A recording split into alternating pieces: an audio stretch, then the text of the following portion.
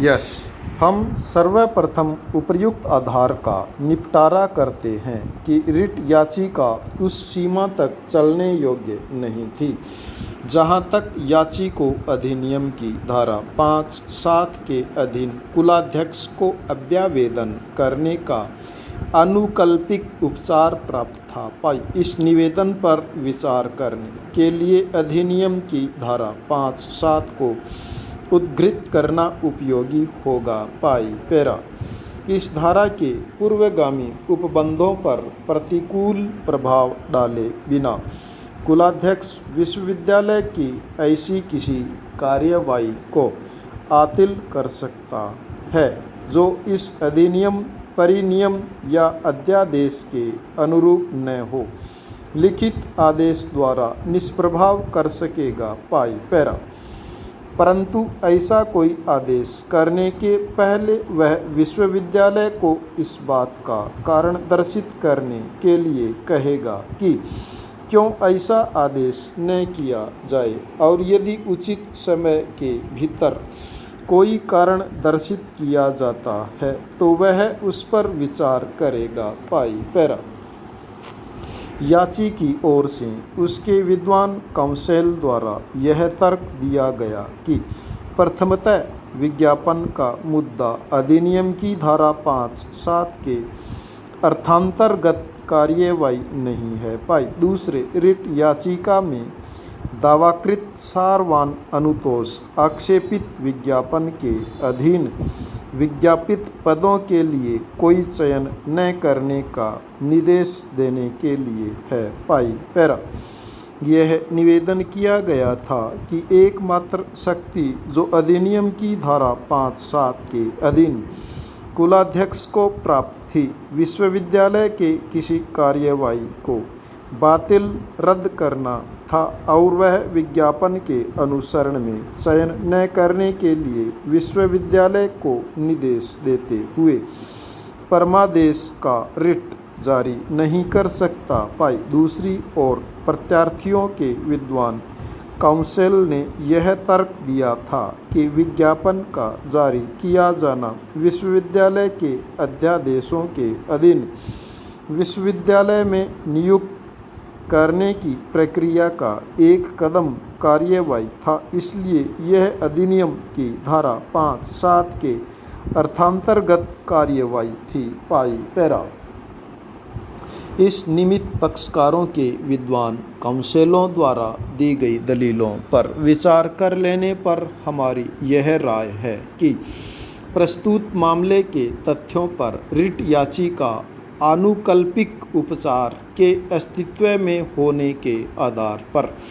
इस प्रक्रम पर खारिज नहीं की जा सकती, भले ही यह अभी निर्धारित कर दिया जाता है कि ऐसा आनुकल्पिक उपचार अधिनियम की धारा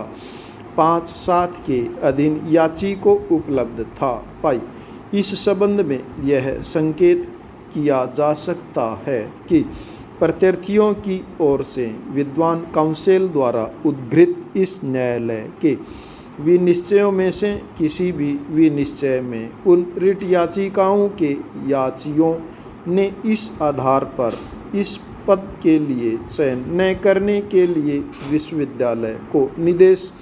देने के लिए इस न्यायालय में आवेदन नहीं किए थे,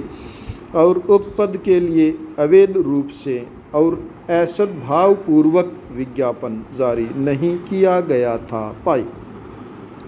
इसलिए उन मामलों में से किसी में भी इस न्यायालय को इस प्रश्न पर विचार करने का अवसर प्राप्त नहीं हुआ था कि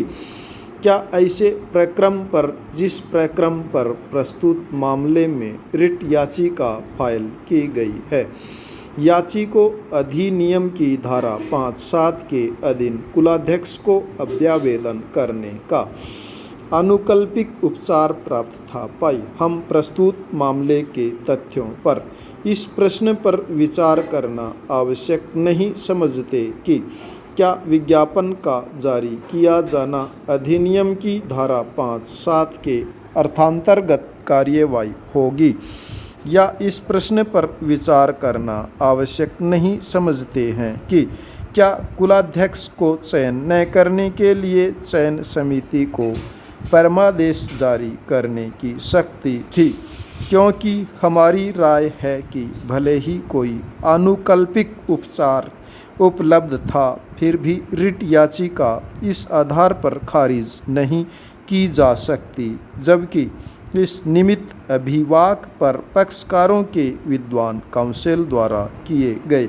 निवेदन पर लगभग 3 दिन मामले के गुणागुण पर न्यायालय द्वारा सुनवाई कर लेने के पश्चात बल दिया गया था कि रिट याचिका सुनी जाए और ग्रहण के प्रक्रम पर ही इसका अंतिम रूप से विनिश्चय किया जाए। पाई जैसा कि दीप कुमार शुक्ल बनाम इलाहाबाद विश्वविद्यालय वाले मामले में इस न्यायालय की खंड न्यायपीठ द्वारा रिपोर्ट के पैरा 11 में अभिनिर्धारित किया गया है, आनुकल्पिक उपचार का अस्तित्व भारत के संविधान के अनुच्छेद 226 के अधीन याचिका के ग्रहण करने के लिए पूर्णतः वर्जन नहीं है। उस मामले के तथ्यों और परिस्थितियों में भी इस न्यायालय की यह राय थी कि यह उपयुक्त मामला नहीं था जिसे आनुकल्पिक उपचार के अस्तित्व में होने के आधार पर किया जाना चाहिए। पाई संविधान 42वां संशोधन अधिनियम के निरसन के पश्चात आनुकल्पिक उपचार का अस्तित्व में होना संविधान के अनुच्छेद 226 के अधीन रिट याचिका ग्रहण करने के लिए पूर्ण वर्जन नहीं है। पाई इन आधारों में से एक आधार